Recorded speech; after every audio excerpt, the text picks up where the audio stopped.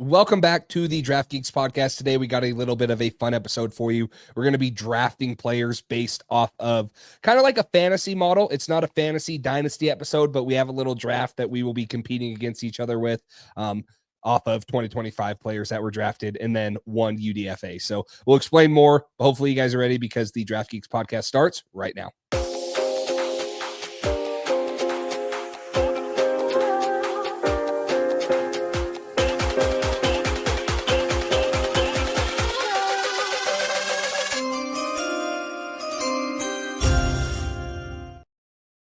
Welcome into another episode of the Draft Geeks podcast. I'm Max Showstack over at the Draft Geek, here with Jace Campbell over at Pat's Drive. We have a super fun one planned for you guys. It's going to be a little bit of a draft because we can't contain ourselves. All draft all the time over here with a little bit of a fantasy format, more so focused on rookies. So if you are preparing for a dynasty rookie draft, we're helping you out. If you're trying to learn more about the rookies that were just drafted to your team or other teams, we're going to help you out. And if you're just in for some fun content, we got that here. This is going to be a super fun episode. So we're going to do a draft of 10 players. We're going to each get a quarterback, 2 running backs, 3 receivers, a tight end, a flex. There's the little, fantasy. Got to spice it up. 2 bench spots. But the trick is we don't get the best of the best. We're going to do 3 picks from day 1, 3 picks from day 2, 3 picks from day 3, and then we'll each get a UDFA, presumably one of the bench guys. Super excited for this one. Jace, how you doing? Yeah, I'm excited for this one because we're both fantasy fans. I know a lot of people in here are.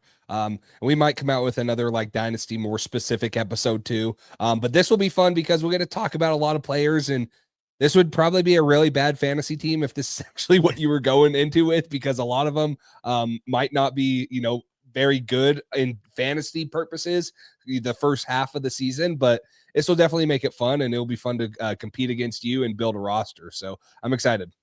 I guess the only question we have left is who goes first and how we decide that. We're doing a snake draft, right? Oh, we are. And I have a right. surprise for you of how we're going first. Hit me. Have you ever seen this?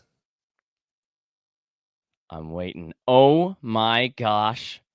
If you are audio only, you got to switch over to watch what Jace pulled up. I think we're about to have a live duck race. We're going to have a live duck race. 30 seconds, winner gets the first pick. Here we go. We're duck racing for the number 1 overall pick. Because this is a podcast, I'll say I'm number 1 over. I'm going first right now. Forgive the clacking noises. This is here we go. This is just like every horse race you've ever watched. It starts off with whoever's in the front.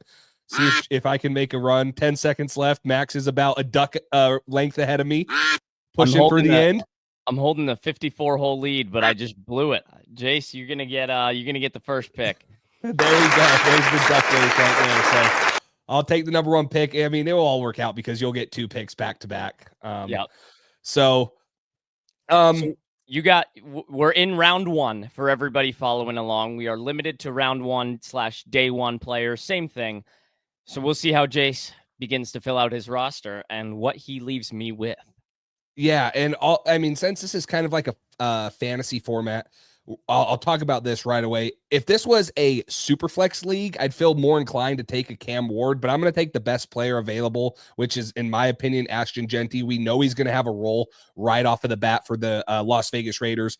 Running backs are super valuable because they can run the ball and catch the ball. I think he's going to have a big part of that offense. Him and Brock Bowers are going to kind of be the offense in Vegas. So I was tempted to take Cam Ward because the quarterbacks are so good, or so valuable in fantasy, but I worry with the weapons he has around him and things like that to pass on an Ashton Jeanty type guy. So I'll take Ashton Jeanty, build my running back room, and I'll see if you take Cam Ward right here.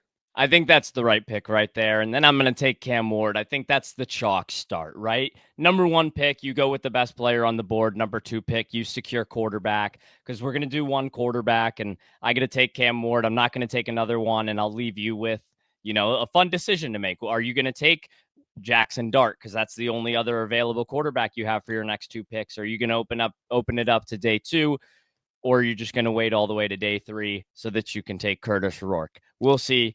And then I got a real pick here. It's kind of, where do I see the most value, right? And I could take Amari and Hampton, but I think there is just too much value on that running back board to take Amari and Hampton. I think, you got Najee Harris in that backfield. I think they still have J.K. Dobbins. They brought in my boy, Rocket Sanders. It's a crowded backfield, but I think Najee's the main point, right? Where you talk about touchdown equity, who's going to score the touchdowns. I think it'd be foolish business if they don't give each guy an equal opportunity. And that's kind of what the league is heading towards. It's no knock on Amari and Hampton. I just don't know if he's necessarily going to be a workhorse guy. Just saw you added Travis Hunter into our sheet. Big time blunder by yours truly, who totally missed him. He's a defensive guy. It's true. This is a Travis Hunter cornerback podcast. We both thought better at corner. So then tight end is kind of where I look, right? But then it's like, who do I take? Which tight end? Do I want Tyler Warren? Do I want Colston Loveland? One's got Anthony Richardson thrown to him. One's got Cole Kmet on the roster. So it's how do you juggle that? Receiver is probably where I'm going to land. I think I want that one first round wide receiver on my team. The question is just who? And I'm totally rambling on. And I'm going to go back to tight end and take Colston Loveland. I think the tight ends are too scarce here. I think I can get somebody else at those receiver and running back positions, talk myself into the Colston Loveland pick. Was a Warren guy first. Fantasy this year, give me Loveland first. And I think long-term as well. I don't know if Komet's going to be there forever. Loveland's going to stretch the field. He's going to get the ball thrown to him. And maybe I'll get to show you guys who I was going to take if I went a different direction. And I like the Loveland pick because that's going to be a really fun offense with Ben Johnson there. And he's going to be able to do a lot of things with Colston Loveland. You can spread him out, make him a pass catching option, whether it's from an inline spot, a wing spot, or out wide.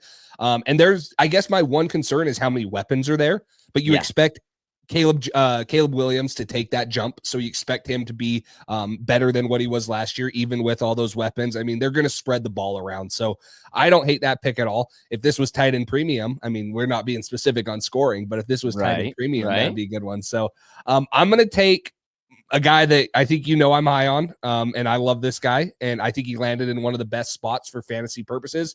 That's Teteroa McMillan, the wide receiver to the Carolina Panthers. I think he immediately comes in with Bryce Young, who showed last year in the back half that he is a guy that has potential to be a top 12, top 10 quarterback in this league.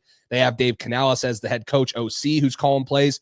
Teteroa McMillan is a guy that can make a massive impact year one for the Carolina Panthers. So I'm going to go with Teteroa McMillan there, and then I'm going to take the other running back, and I'm going to go Amari and Hampton, and I'm going to get him there, the 2 first-round running backs. I think what's really important for those people that are listening for dynasty purposes or fantasy in general is draft position and where people are taken is so important in fantasy. A first and second round running back, that is very important. Although Amari and Hampton is kind of behind Najee Harris or splitting carries with him probably for the first half of the year, they invested a ton of money on a position that a lot of people don't view as a premium position, and that means a lot. So for me to come out of here with Ashton Genty, Amari and Hampton, and Teteroa McMillan, I feel really comfortable with my skill group. Now we'll see how I build out the quarterback room, but there's my 3 first-round guys right there, and I couldn't be happier.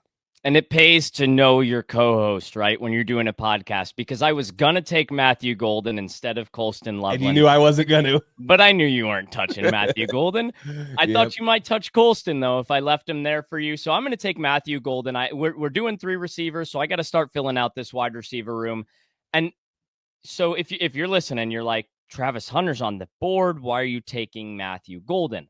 I think Jordan Love's going to want to throw the ball deep, and I think Matthew Golden's the guy in that offense to do it with. Jaden Reed's going to operate underneath, and you don't know what Romeo Doubs and Christian Watson are this year. I think long-term play is Golden as well. Travis Hunter, I worry about in the offense with Brian Thomas Jr. I also worry about how much is he going to play on offense. I know they're going to prioritize him on offense first, but I do think Golden might be the more sustainable option there. So that's it for round 1 for us. So if you're like, where is Travis Hunter, Jackson Dart, Emeka Egbuka, Tyler Warren? Those guys are not going to be on either of our teams because we're going to make this a little tricky on ourselves. I'm still on the clock. I have the first pick at the top of day 2, not round 2. So this is a combo of rounds 2 and 3. And I'm going to start it off by addressing the empty running back room I have right now with the Browns pick of Quinshon Judkins. Jace, you talked about draft capital, and it really matters in terms of running backs, not just in the first round, but in that second round. That's why I lean a Quinshon Judkins over a prospect who I actually liked better in Caleb Johnson out of Iowa, because while he's in a great landing spot in Pittsburgh as well, I think Quinshon Judkins and the pick of Dylan Sampson give you the suggestion and the notion that the Jerome Ford era, along with the Nick Chubb era, is over in Cleveland. There's a new era of running back. I do have a lot of questions about that Cleveland offensive line. We touched on it in draft grades, and I'm sure we'll touch on it if we enter 2026 with some in-season content. The Browns don't have a good offensive line, but Quinshon Judkins is going to touch the ball a lot. And I think when they score touchdowns, it's going to go by way of Quinshon Judkins. So that'll be, that's how I operate on the turn there. Matthew Golden and Quinshon Judkins. Hey, and getting Quinshon Judkins as your number one running back is not bad at all. Like, you're talking about not a generational talent, because that's Ashton Genty, but you're talking about a guy that would be running back one in a lot of classes. Right. He just happens to be in one with Ashton Genty and Amari Hampton. And a teammate of his who makes him look more normal, right? Yes. I mean, Travion Henderson on the same roster makes you like, oh, but he does this better than Quinshon in this. You live with the comparisons. But when you turn back the clock and watch this guy at Ole Miss, he was one of one. So yeah. I think the Browns might get something special, a decent amount of value. I totally agree. I'm going to go with the first receiver that was taken off the board on day 2. I'm going to take Jaden Higgins. And I've been big on Jaden Higgins. He's my wide receiver 4. I think that he and Nico Collins are going to be really good. CJ Stroud, that passing offense struggled a little bit last year. Now, Bobby Slowick's out as OC. I think that him, because of how good he is short to intermediate and how good Nico Collins is down the field, are great complements to each other, although some might see them as two of the same. But I'm going to get Tedero McMillan and Jaden Higgins, who I was really high on as 2 receivers. Really like those guys. And then for my 4th pick, or I guess this would be my 5th pick, I'm going to go with Mason Taylor here. Another guy who's super young, has the NFL pedigree, and I love the landing spots of the New York Jets. I thought the New York Jets were seriously in play for Tyler Warren, or maybe they could have shocked us and took in Colston Loveland. But I think Mason Taylor, a young guy who can develop into his own, who has uber amounts of athleticism, could be a very good and reliable option for whoever is at the quarterback position there. I really like what he does with the ball in his hands. He can block too.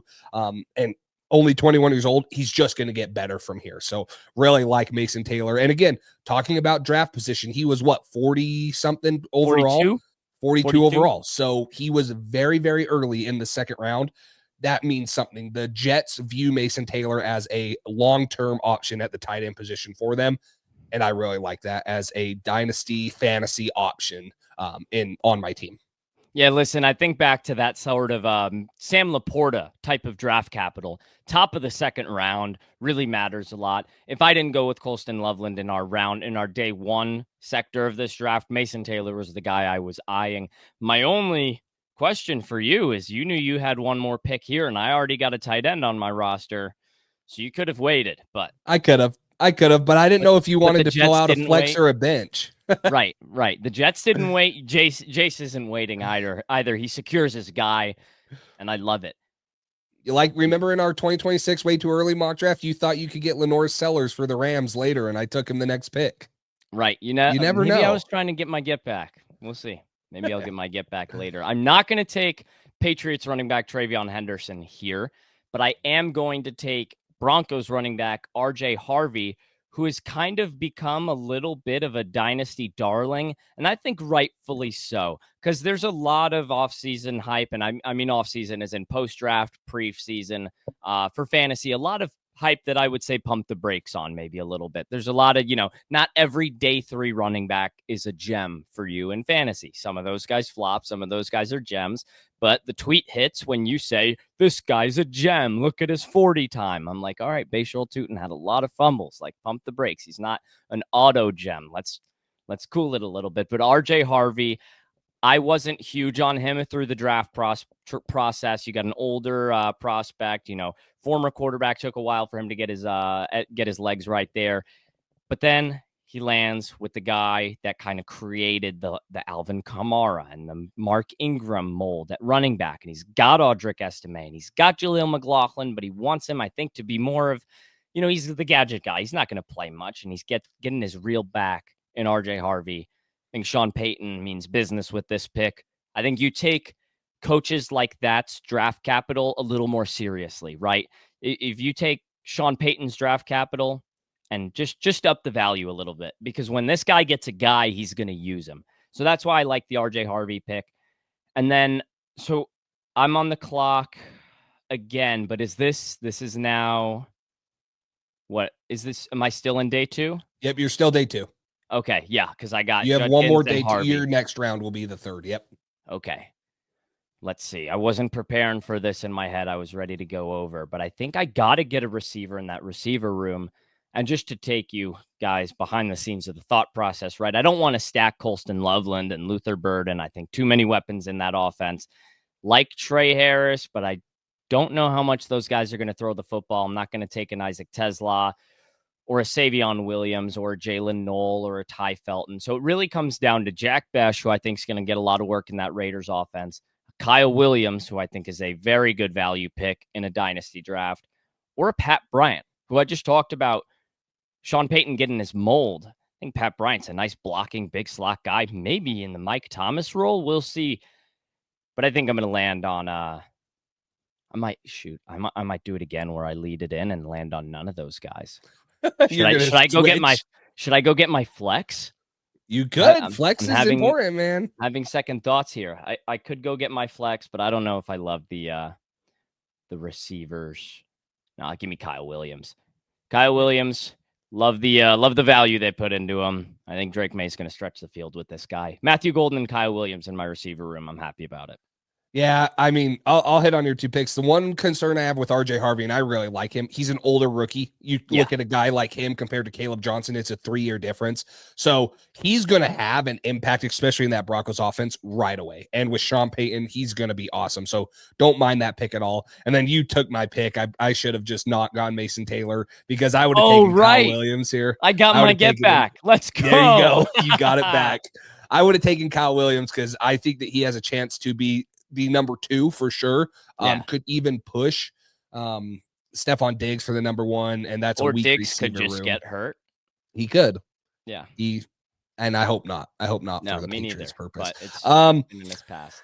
I'm gonna go with I'll take my flex here. I have one more 2nd round pick. I'm gonna go with Travion Henderson. 1, because I'm a Patriots fan, but 2, I think that again, if you're looking at this in a dynasty kind of a long-term look, I think that Travion Henderson is going to be the lead in that Patriots backfield. And with Mike Vrabel type offenses and teams in general, they want to be tough, hard-nosed, run the ball first. And with Drake May, they're going to be able to throw the ball down the field and stuff. That's why I liked Kyle Williams in this setting. But I do think Travion Henderson, with what he can do out of the backfield, and because he's such a good pass protector also, he's going to find a way on the field early and often, whether it's run downs or pass downs, and he's eventually going to have the opportunity to surpass Ramondre Stevenson. Ramondre Stevenson has had fumble issues in the last little bit, and Travion Henderson is one of the least fumbled guys in this year's class. So I'll take him there, a little bit of a homer pick because he is a Patriot guy. But I do think he's probably the best player left on the board. Like I'll hit on a couple guys. I've taken Burden and I've taken Bryant. I've taken Bryant in the 3rd round, or I took him at like 308 one time just because I really like him, maybe as a Cortland Sutton replacement eventually because they're similar, but still I like him in that offense there. Besh is going to be really good. And then Luther Burden, it's the same thing, but a little bit more to the extent of it's a crowded room. I don't worry about Colston Loveland. He's a tight end. I worry a little bit about Luther Burden in that receiver room, just getting buried there. So those would be my concerns with those guys. But now I'm on to the 3rd round. I probably have to take a receiver at this point. Day 3. Yeah, sorry, day 3. You're right. So this will be rounds 4, 5, 6, and 7 for those listening. I probably have to take a receiver at this point because right now I'm missing one starting receiver. I took my flex a little bit early. The one, man, you're right. This 3rd round receiver room is just a little bit scary. I'm going to take a swing for the fences. I'm going to go with Torrey Horton. I really like Torrey Horton. The 2 guys I was debating with here is Jalen Royals or Torrey Horton. I really like Royals just because of the offense he's in and with Patrick Mahomes, but I'm going to go with Torrey Horton because I thought they were going to go receiver a little bit earlier. They traded DK Metcalf. I think Torrey Horton was really good in 2023 when he was healthy. He got hurt this year, so he fell down boards a little bit.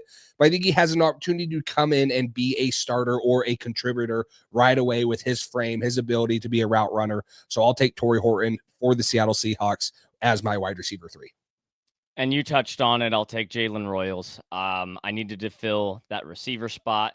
Torrey Horton and Jalen Royals, I think, are probably you and I's 2 favorite guys of the remainder of this receiver group. Just kind of looking at it, there's a Tez Johnson, there's an Elick Ayomanor. We were both a little lower on Elick than the rest as I remember.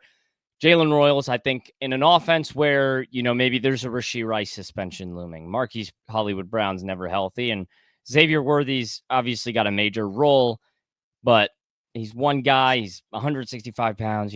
How expansive is his role going to be this year as teams kind of adjust to his usage in this past year? Because I do not think that he's going to be some game-breaking player. I wasn't the biggest fan of him as a prospect, but obviously the Chiefs can incorporate guys like nobody else. But I think there's going to be an adjustment. Jalen Royals is the perfect complement to him, and I think he's going to learn very well under a Rashee Rice, and I think they'll kind of treat him similarly. Similar prospect to Rice coming out. Jalen Royals fills out my receiver room, and I really like where, just that group of Matthew Golden, Kyle Williams, and Jalen Royals stands. Getting a Chief in there has always boosted draft value when you go to a team like that. On the turn here, I got to fill out that flex spot. So I could go, I'm probably going to go back to running back. I think I'm going to take Cam Skattebo. He's probably the best running back of this day 3 group. Well, Dylan Sampson and DJ Giddens I liked kind of equally as prospects, but DJ Giddens is firmly a backup to Jonathan Taylor. And Dylan Sampson is firmly a backup to my RB1, Quinshon Judkins. So we're going to avoid having some locker room drama on this fantasy team. We're going to get Cam Skattebo. Now, I was a big Tyrone Tracy guy a year ago in dynasty drafts because I thought he had that backfield locked up right away. I was like, I don't think Devin Singletary is going to bring this thing home. And Tracy ended up being the lead back by the end of the year. But I think he showed some vulnerabilities, and I think Skattebo complements his weaknesses very well. This is a guy that I think is going to have the chance to be the RB1 very early on, and if not out of training camp, maybe by week 4. So he's somebody that I would definitely eye. If you can get him in the 3rd or 4th rounds of rookie drafts, I'll take him as my flex here.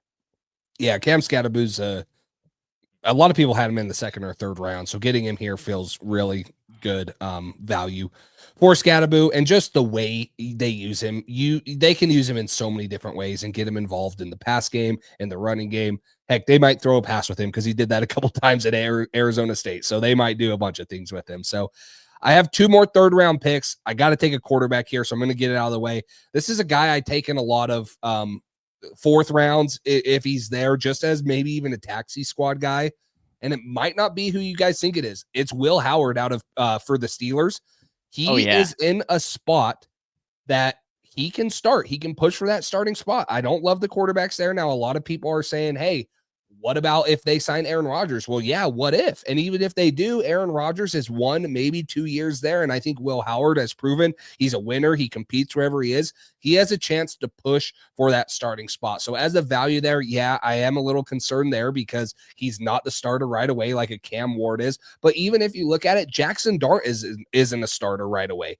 Tyler Shutt could be. Milroe and Gabriel probably aren't. Sanders, might be, but probably not either. So you're kind of taking a shot in the dark here, and I honestly like Will Howard's chances better than anyone here. So, and then for for one of my first benches, it's my last 3rd round pick. It comes down to 2 guys, Bashal Tutin or DJ Giddens. I really like DJ Giddens opposite of or behind JT. We know Jonathan Taylor's dealt with some injuries before. I think in that offense, DJ Giddens could be a great number 2 option. I've taken him a lot.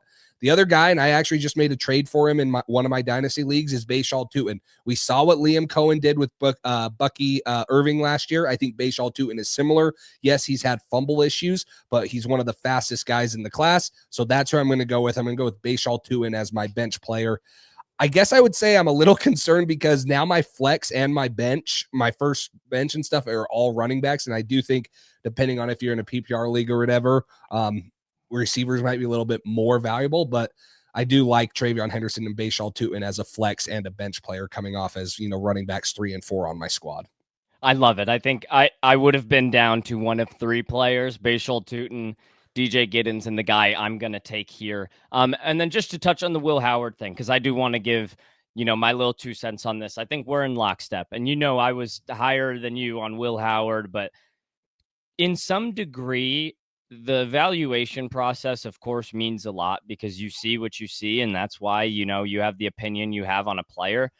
But when somebody gets drafted to a team that Mason Rudolph is the quarterback and there's a what if Aaron Rodgers and then a rookie is inserted into that spot, his stock instantly shoots up. And just because the Steelers chose him, sounds silly. Like why does it have to be the Steelers? It's because he's got a path to starting, not necessarily will he succeed, but in terms of fantasy football, Will Howard, I think, is the best choice you could make to fast track points out of the quarterback position at the back end of this quarterback room. Jace, you talked about it, man.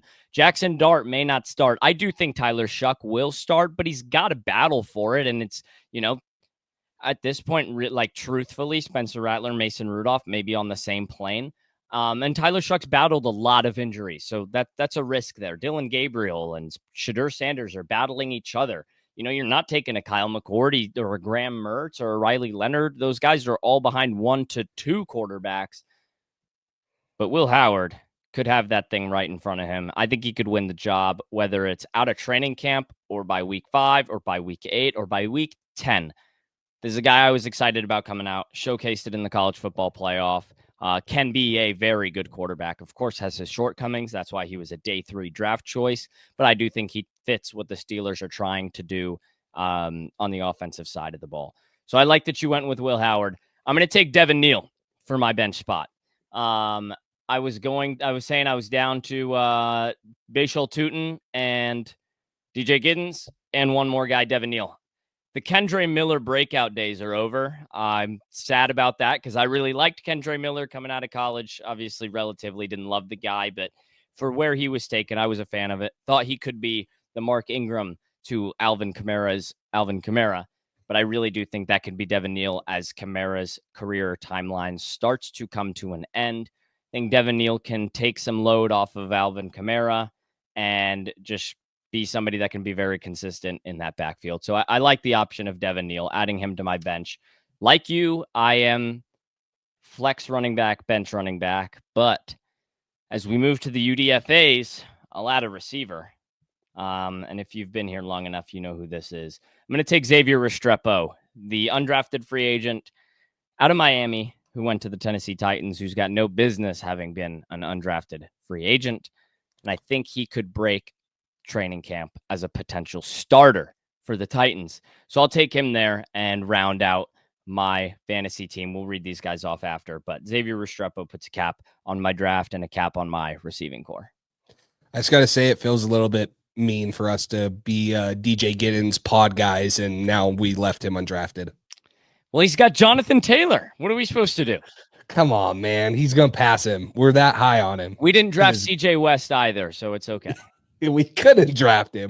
Can I take him as my UDFA? You want him to be a fullback? No. Oh, maybe. Oh, why did nobody think of that? Seriously. My UDFA is also going to come from the receiver room, and I'm going between 2 players. Number 1 was Efton Chisholm as a Patriots guy, and I do think he's super effective in a Josh McDaniels type offense. I think there's a chance. Now, they signed him to a pretty big deal. As a UDFA, it was like $175,000. So there's a good chance he makes the roster.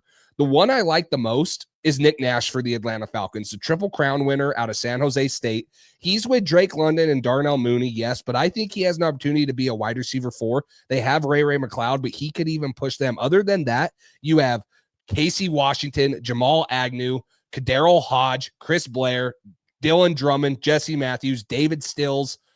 I think Nick Nash has an opportunity to crack this camp roster first off, but even be in the top 4 now with Michael Penix too. We know He can throw the heck out of the ball. They're going to want to do that. I thought they had a chance to take a receiver earlier in there. They'd made the huge trade to get back up into the first, so they lost a couple picks, but I think Nick Nash has an opportunity to be something for this team. He's very productive. He's not going to wow you athletically, but I like his opportunity for the Atlanta Falcons. So as a UDFA, Nick Nash would be the guy I'd take. Also like, other guys there, Efton Chisholm being one of them, but I think Nick Nash has a little bit of an easier opportunity to maybe crack the roster. The Patriots have 10 players that could make the 53 man, and they kept 7 last year, but maybe they keep 6 this year. That's what most teams keep. So it's a little bit more crowded for a UDFA like Efton Chisholm compared to a Nick Nash. But yeah, that will wrap up both of ours. So, I mean, before we read off ours, is there anyone you want to shout out from day 2, day 3 that we left that maybe you were considering that we haven't already talked about?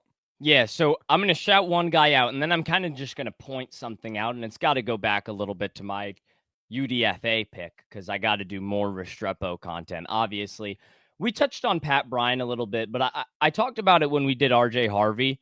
But Sean Payton draft value versus like standard draft value, and this isn't just a Sean Payton thing. It was real, like it's real for Josh McDaniels when he sees that sort of thing, or when you see a little nugget like Jalen Knoll to the Texans, like CJ Stroud, slot receivers. There's a long line of success there. So don't just look at it as like, oh my God, they took Jaden Higgins and Jalen Knoll. What are they doing? Doubling up at receiver. They have Nico Collins and Christian Kirk and, Jalen, they drafted Jaden Higgins to compete on the outside. Yeah, they need somebody there, but Jalen Knoll can be CJ Stroud's, college Jackson Smith and Jigba. Tank Dell may never suit up and be the same again. So those picks are really cool. And Pat Bryant, drafted above slot value, above standard slot value, consensus slot value. But to Sean Payton, not somebody that usually reaches for somebody that he isn't going to use. One more guy I wanted to shout out. We didn't go over tight ends much because we each just drafted one, and one wasn't Tyler Warren, but I want to shout out Terrence Ferguson as well. Rams used considerable draft value on him, a higher above consensus. That's another one you would take into consideration. Sean McVay, established coach, knows how he wants to use those guys. Hasn't had a healthy tight end in a while, but Tyler Higbee was pretty damn good when he was healthy. I think Terrence Ferguson, he comped him to Travis Kelce on draft night. If that doesn't mean something to you folks, I don't know what does. If you are in a league where you need a tight end and Tyler Warren and Colston Loveland have flown off the board, you don't love Mason Taylor, you don't love a Jet, you don't love who's throwing him the football, grab Terrence Ferguson.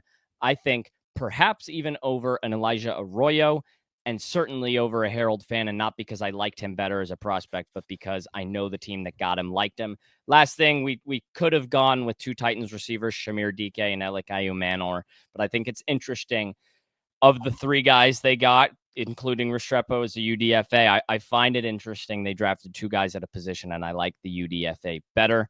We'll see how that goes out, but I think Restrepo and Nick Nash, like you picked, could be some of the highest ADP UDFAs, because everybody knows Nick Nash after his near triple crown. I think he got it, right? He won the triple did. crown. I'm pretty sure he did get the triple crown. He wins the triple crown, and Restrepo breaks the Miami record, and both of those guys go undrafted. So some names to know that I just shouted out: Pat Bryant, Terrence Ferguson, and Restrepo over maybe some of those Titans. Yeah, I love Terrence Ferguson. That was one guy I was going to shout out there. You heard high praise from Sean McVay too. And that's an offense that anyone that's a part of it, I kind of want to have a piece of. So as a late second round, I've seen him go sometimes like 208, 209, maybe a little bit later, right at the second, third round turn. I think that's great value there. I like him a little bit more than Elijah Arroyo. It's just because of the offense and the quarterback that will be throwing it to him. The other guy I wanted to shout out, and this one should be a no-brainer because he goes pretty high too. And again, guys, we'll get way more in depth on all these guys, maybe throw out, dynasty rankings, top 5 for each position, and, talk about those things. But it's Caleb Johnson. I really like Caleb Johnson because of his age. I talked about this a little bit with RJ Harvey and Caleb Johnson. If you are like a tanking team and you're like not ready to compete right now, Caleb Johnson at the back half of the first, maybe the early second, is a no-brainer. That's a great offense for a running back. And they want to run the ball with Mike Tomlin. And he's 21 years old and been super productive in the Big Ten and at Iowa. So it's kind of a preference. Where's your team at? Hey, if you're at the 110 or 112, depending on how deep your league is, maybe you just won the championship. You probably did. So maybe RJ Harvey is a guy that can compete right away, but maybe you're at the 201 and you took Genty and you need another running back. Caleb Johnson is a great option. So depending on where your team is, you can kind of put those guys equal in my opinion. But I've taken both. I've taken Caleb Johnson. I've taken RJ Harvey, and I think both of them will be great options at different times throughout the season, but they'll be good. And then another one, you hit on it. You were thinking of drafting him, Jack Besh in the second round. He's going to have every opportunity to. Jacoby Myers will be there too, but he's not going to wow you. And with Brock Bowers being really the only true alpha target, Besh just being a solid receiver that knows how to get open, will have a good opportunity in that offense. But those are a couple guys that, yeah, they're going to get drafted in every dynasty draft you do, rookie draft. But because of the rules here, we didn't get to take them. But that doesn't mean that they're not going to be impactful players. Jace, give me one guy that may not get drafted in somebody's rookie draft, but should go on their watch list right away, or if they do a UDFA period, should be a priority ad. Give me 1 to 2, because I got 2 guys off the top of my head, but I want to hear from you first. Yeah, one guy that I see going undrafted a ton is Isaac Tesla. And I get why he's going undrafted, because I wouldn't have taken him at the 70th overall pick. But this dude is getting praise out the wazoo from the freaking Lions coaching staff. And they traded up to get him at pick 70. So there is something there. I'm a big believer, especially in fantasy. There is something there to be said about like where they're drafted. He was a 3rd round pick that a team traded up to get. I don't agree with where they did, but I am interested to see how they use him there. They have Jamison Williams, they have Amon-Ra St. Brown, and now they have Isaac Tesla. But the draft value of where they did and how they went up to get him really intrigues me. And I think if you're looking for a guy that goes undrafted just because people are like, oh, I don't think he's very good, well, maybe just take a chance on him because the Lions believe in him that much. And, you know, if they're going to give him targets and stuff, maybe he'll prove all of us wrong. But that's one that I see. He goes towards the back half of the 4th round. I did a 5-round draft in one of my leagues and he went, of course. But if you're doing a 4-round draft, I think that sometimes he'll be available in the UDFA period. So that's a guy that I would say. And then the other one that I think is, and I just picked him up in my league too, especially because I have Joe Mixon, is Woody Marks. I think Woody Marks were you going to shout him out? That was one of my guys, man. They traded up to get him as well. Yes. And it's what they need at the running back position. It's totally different than Joe Mixon. And so and that's why I took him. I said, hey, I'm going to taxi squad him. If I need to take him off the taxi squad because Joe Mixon gets hurt or something, Woody Marks is there. But that's a guy I added as it's just different than what the Texans have and from Joe Mixon. And I think it's a good different, and it's a one that they could use. So I'm going to give you 2 guys here. The first one, and by the way, I love the Woody Marks shout out because I'm currently scrambling in my head for a second one. Love that one as well. Ja'Cory Krosky-Merritt, first guy I want to say. Think maybe nobody's really heard of him. This guy's got 3 names. He's on the Washington Commanders. I know both of their running backs. Why should I draft somebody they only took in the 7th round? They didn't give much value for him.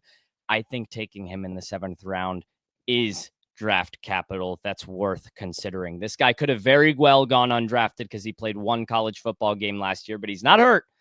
He got hurt by the NCAA. They didn't let him play after an eligibility snafu. After his first game at Arizona, he was a very successful running back for the New Mexico Lobos. And I don't get scared about taking a player that's behind Brian Robinson and Austin Eckler. Listen, I think Ja'Cory Krosky-Merritt could contend for touches in year 1. And I think year 2, if they don't invest high capital in a running back next year in the 2026 draft, I think Ja'Cory Krosky-Merritt could be somebody that you must look at later on in your drafts. Another guy that I want to give a shout out to, and I'll kind of split it here. I think, this is a little bit of an honorable mention. Nobody's drafting, and not necessarily do they need to draft Thomas Fidone, the tight end for the New York Giants, but he's, very young player in terms of tread on his tires, and the Giants have a weak tight end room, and he's a very good athlete and was an elite high school recruit. He's just been hurt. So that's somebody I want to shout out there. Keep your eye on him. Maybe know the name, but another guy I want to absolutely give a shout out to is Brashard Smith. And he's, in that offense too, Exactly. In that offense. And just, I can't get how good Jerick McKinnon was for an 8-game stretch out of my head when they just used him in the playoffs and it was borderline abused him. He got like 12 catches a game, PPR machine. We underrated Brashard Smith a little bit. And on this show just because he's not a natural runner, right? And so when you're talking about running backs, a guy that doesn't play the running back position very well or naturally isn't going to be that high on the board until he gets drafted to a team that likes that sort of thing. I think they're going to use him in that Jerick McKinnon role. I think Brashard Smith could be a very nice PPR player. And there's a ton of other players that I know you and I both like, but we're going to cover that in more of a dynasty focused episode. This is just a little something to give you guys a preview, a little fun draft episode where we're drafting back and forth. I'll read off my slide, my team first, real quick. So at quarterback, I had Cam Ward. Running back, Quinshon Judkins and RJ Harvey. Receiver, Matthew Golden, Kyle Williams, Jalen Royals. Tight end, Colston Loveland. Flex, Cam Scadaboo. On the bench is Devin Neal and Xavier Restrepo. And I had Will Howard as quarterback, Ashton Genty as running back, and Amari Hampton. Tedero McMillan, Jaden Higgins, Torrey Horton as my receivers, Mason Taylor, tight end, Travion Henderson as my flex, Bashal Tootin, and Nick Nash as my bench. And then just a reminder for you guys, if you forgot, we can only take 3 day 1 players, 3 day 2 players, 3 day 3 players, and 1 UDFA. Those are the 10 spots. That's why, there's some first rounders on the board. It's not because we're dumb and we suck. Those are just the rules. So because we're not boring. Yeah, that's true. And then we got one more draft for you. A little bit fun, a little bit of off-season content. We're going to do some fast food drafts here. So how this is going to work, we're each going to get an entree. Don't listen to this episode at 2 p.m. if you haven't eaten lunch. If you have the munchies at 2 a.m., you can listen to it and maybe go get something. But we're going to take an entree, 2 sides, and a dessert. Now, the rules are, once I draft from a restaurant, I can't go back to that restaurant. So let's say I take something from McDonald's. I can't take something again from McDonald's. Now, if Max does, then I can. Obviously, we can't pick the same thing, but you can't pick 2 items from the same restaurant. So I'll give you the first overall pick. Since it's only 4 things, let's just go 1 and 1.